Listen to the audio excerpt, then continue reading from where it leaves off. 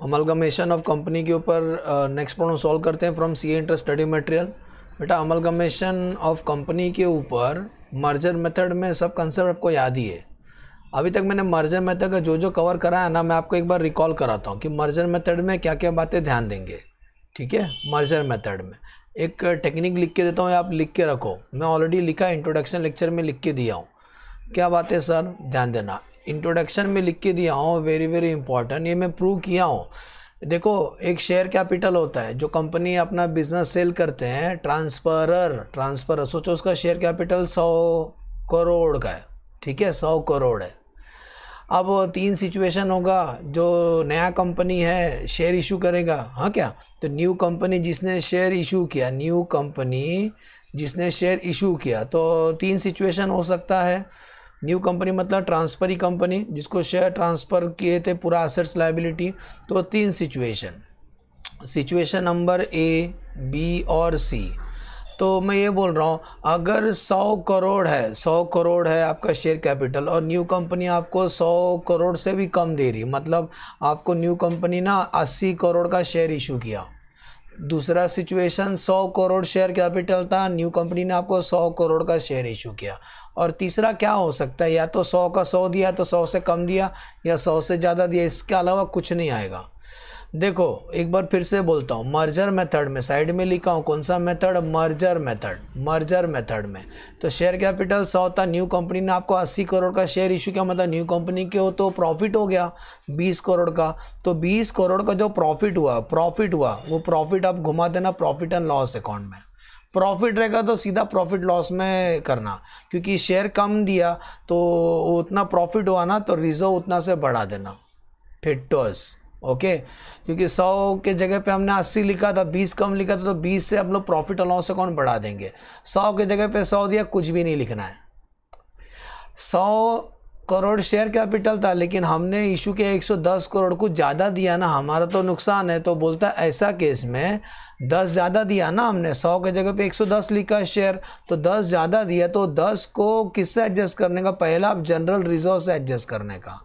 सुने, पहला आप जनरल रिजर्व से एडजस्ट करने का।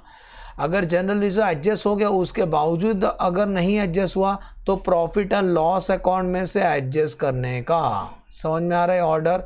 तो ये किसके लिए बता रहा हूँ बेटा, अगर आपने पेमेंट ज़्यादा किया तो किससे एडजस्ट करोगे, रिजर्व में से एडजस्ट करना है, बाद में प्रॉफिट लॉस में से एडजस्ट करना। लेकिन अगर पेमेंट कम दिया आपने कम दिया, सुन रहे, पेमेंट अगर आपने कम दिया तो आप वो प्रॉफिट लॉस अकाउंट में शो करेंगे, और जितना था उतना ही दिया तो कुछ भी नहीं करेंगे। अच्छा, इसके ऊपर हमने प्रॉब्लम कर लिया, कम दिया था वो भी प्रॉब्लम कर दिया, ज़्यादा दिया वो भी इसके ऊपर प्रॉब्लम किया है मैंने। दिखाऊं? चलो मैं दिखा देता हूँ, आप बोलते नहीं किया, अभी दिखाता हूँ, 1 सेकेंड। देखो यहाँ पर एक प्रॉब्लम किए थे, याद करो, यहाँ पे एक प्रॉब्लम किए थे, यस और नो वाला कंपनी, शेयर कैपिटल 5 करोड़ था, लेकिन हमने उनको दिया 1.2 करोड़। ये तो प्रॉफिट हो गया, इसीलिए देखो प्रॉफिट रहेगा तो प्रॉफिट और लॉस में लिखने का 3.8। तो प्रॉफिट वाला बता दिया मैंने कि प्रॉफिट वाला हमने एक किया है प्रॉब्लम, सुन रहे हैं, प्रॉफिट वाला हमने एक किया है, तो ये एक प्रॉफिट वाला आपको बता दिया। देखो यहाँ पे, हाँ दिखाई दे रहा है प्रॉफिट वाला, देखो समझा, किधर गए, 1 सेकेंड,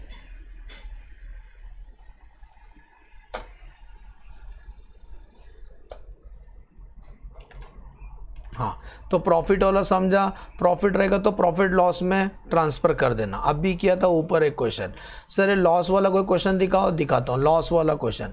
तो हियर कम द लॉस वाला क्वेश्चन बेटा, लॉस वाला क्वेश्चन देखो, ये क्वेश्चन जहाँ किए थे जिसमें लॉस हुआ था, दिखाता हूँ।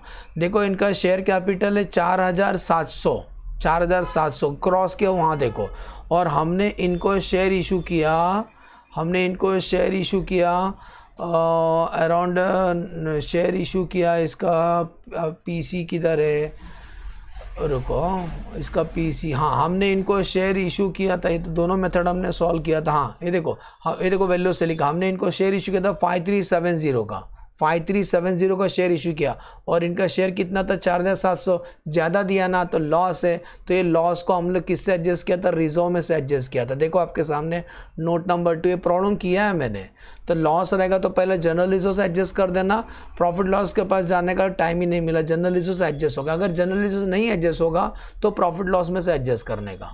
तो प्रॉफिट वाला भी एक प्रॉब्लम कर दिया हमने, लॉस वाला भी एक प्रॉब्लम कर दिया अभी, है ना, प्रॉफिट और लॉस दोनों वाला एक प्रॉब्लम कर दिया। अब हम लोग ऐसा प्रॉब्लम करेंगे जहाँ पे ना प्रॉफिट होगा ना लॉस होगा। सुन रहे हैं? अब हम एक ऐसा प्रॉब्लम सॉल्व करेंगे ना जहाँ पर ना प्रॉफिट होगा ना लॉस होगा।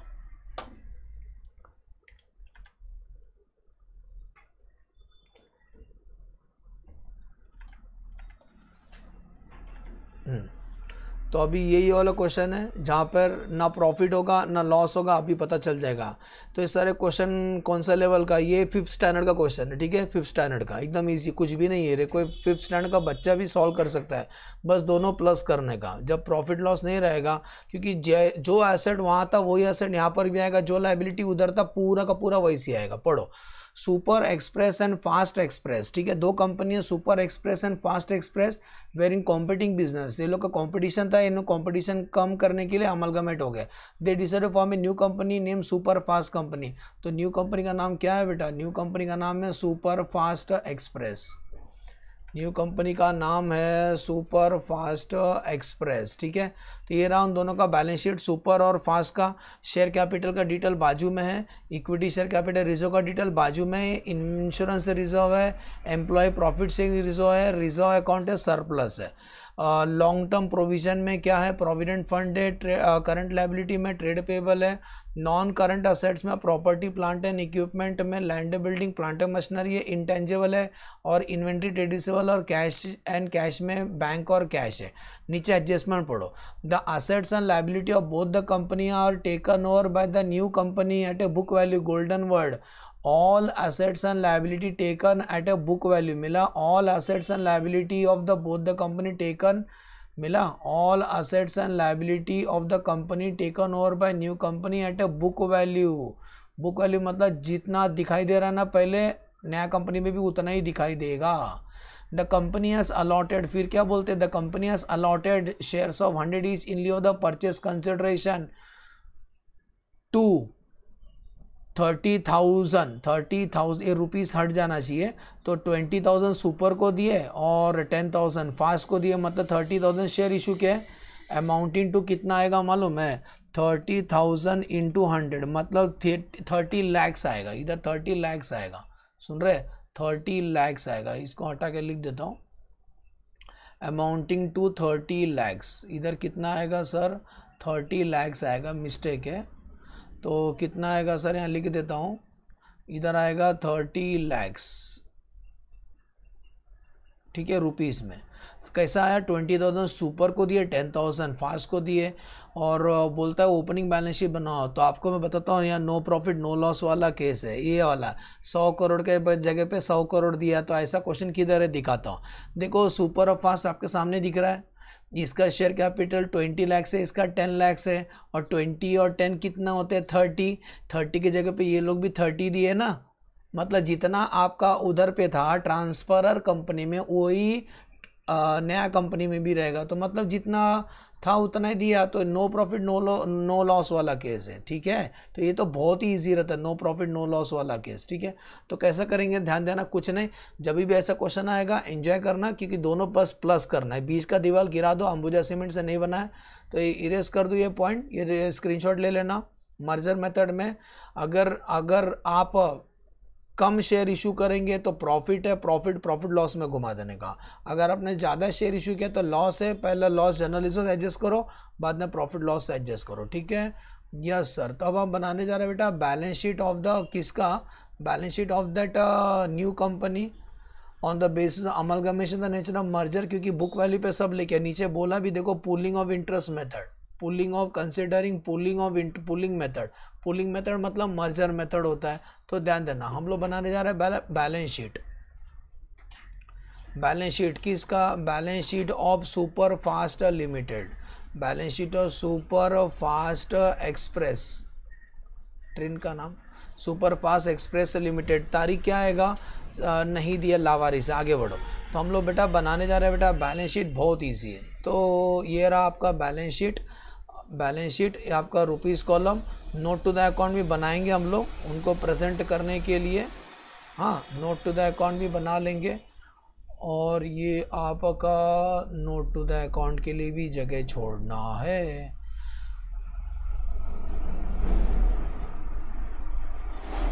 ओके, फर्स्ट पार्ट लिखेंगे equity and liability. Equity control नहीं करने का, धनाधन करने का, equity and liability. Equity and liability में नंबर 1 क्या लिखेंगे, share holder fund. Share holder fund में सबसे पहले क्या लिखेंगे, शेयर कैपिटल, नोट नंबर 1। तो यहाँ नोट बाजू में बना दे रहा हूँ, मज़ा आएगा। Note to the account, note to the account, उसमें नंबर 1 लिखेंगे शेयर कैपिटल। बताओ सीधा सीधा बोला कितना शेयर इशू करेंगे, 30,000 शेयर इशू करेंगे।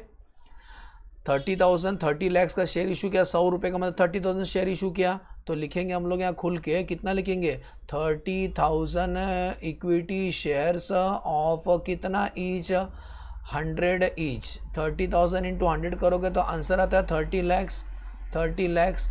ठीक है, 30 लैक्स का हमने शेयर इशू किया, इसके सामने लिख दो 30 लैक्स का शेयर कैपिटल है। अब आते हैं रिजर्व, कुछ नहीं सब प्लस करने का। मैंने बोला ना आज पहला बार 5th स्टैंडर्ड का प्रॉब्लम सॉल्व कर रहा हूँ। Note number 2 reserve, note number 2 reserve. अब रिजर्व में दोनों का रिजर्व प्लस करते जाओ। सब लोग यहाँ देखो ऊपर इन्वेस्ट इंश्योरेंस रिजर्व दिख रहा है 1 लाख, तो पहले लिखेंगे इंश्योरेंस रिजर्व। इंश्योरेंस रिजर्व एक ही के पास है तो 1 लाख रुपया। इंश्योरेंस रिजर्व के बाद एम्प्लॉय प्रॉफिट शेयरिंग रेशियो केवल उसका कंपनी, सेकंड कंपनी का है 60,000, तो 60,000 इंश्योरेंस क्या था, इंश्योरेंस जो वर्ड था वही लिखो, employ profit sharing reserve, employ profit sharing reserve, profit sharing reserve 60,000। उसके बाद रिजर्व में 1 लाख रुपया है, वो भी उसी का ही है, रिजर्व में 1 लाख रुपया है। और बाद में सरप्लस मतलब प्रॉफिट और लॉस अकाउंट, सरप्लस के अंदर 1 लाख रुपए, सब प्लस कर दो तो 1 2 3 3,60,000 हो गया। तो 3,60,000 हमारा क्या है, रिजर्व है, दोनों कंपनी का प्लस करके। क्योंकि मर्जर मेथड में रिजर्व भी आ जाता है ना, मर्जर मेथड में रिजर्व भी आता है। Number 2 non current liability. Non current liability में long term borrowing. Long term borrowing में क्या लिखेंगे, लॉन्ग टर्म बोरिंग नहीं, लॉन्ग टर्म प्रोविजन है, प्रोविडेंट फंड। हाँ, तो लॉन्ग टर्म क्या लिखेंगे, प्रोविजन, लॉन्ग टर्म प्रोविजन, उसमें लिखेंगे प्रोविडेंट फंड। एक ही है तो डायरेक्ट लिख देता हूँ। तो प्रोविडेंट फंड किसका है, 1 लाख रुपए केवल पहला कंपनी का, तो सीधा सीधा 1 लाख रुपया। अब आते हैं number 3 current liability. Current liability में पहला क्या लिखेंगे, ट्रेड पेबल। ट्रेड पेबल देखो, ट्रेड पेबल पहला अपना लिखो 60,000, अपना पराया मत करो, सुपर का 60 और फास्ट का 40, तो 60 + 40 इधर ही दिखा देता हूँ, 60,000 + 40,000 टोटल होता है 1 लाख रुपए का trade payable.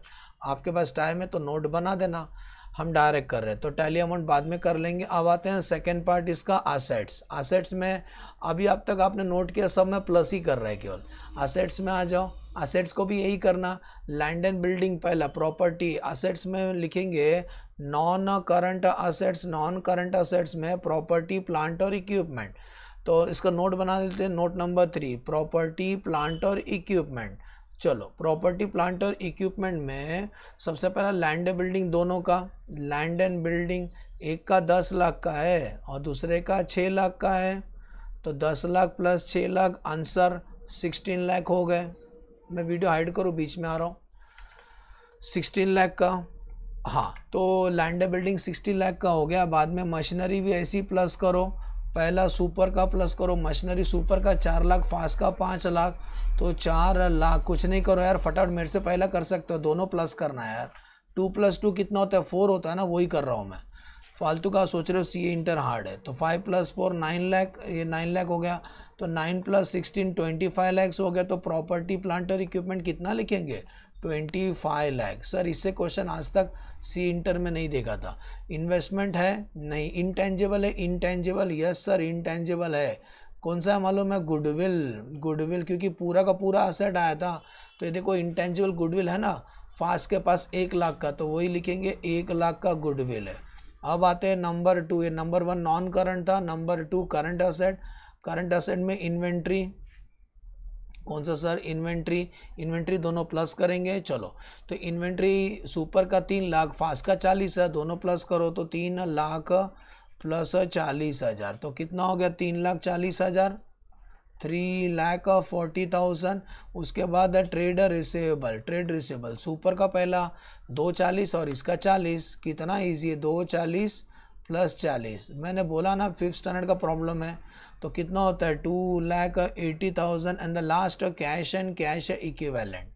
Cash and cash equivalent में दोनों प्लस करो, सुपर का 320 और उसका 20, तो 320 और उसका 20 तो होता है 3 लाख कितना? 40,000। चलो टैली करते हैं, बैलेंस शीट टैली करते हैं। कुछ नहीं था क्वेश्चन में, कुछ भी मतलब कुछ भी नहीं था। तो 30 lakhs plus 3,60,000 plus 1 lakh plus 1 lakh, tally amount है 35,60,000। सुन रहे हो? टैली अमाउंट है हमारा 35,60,000। अब चलो, क्योंकि अरे वही लाइबिलिटी पूरा का पूरा लिखा। अब आ जाओ एसेट्स टोटल करते हैं।